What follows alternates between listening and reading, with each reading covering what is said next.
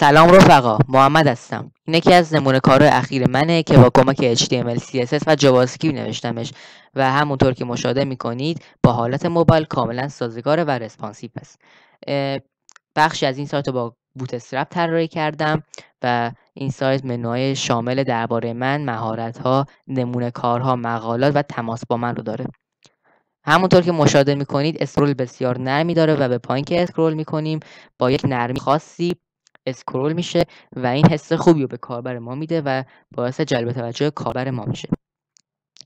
در قسمت نمونه کارها شما میتونید نمونه کارهای خودتون رو قرار بدید و میتونید نمونه کارهاتون رو بیشتر هم بکنید و در قسمت مقالات هم میتونید مقاله خودتون رو قرار بدید و در قسمت آخری تماس با من هستش.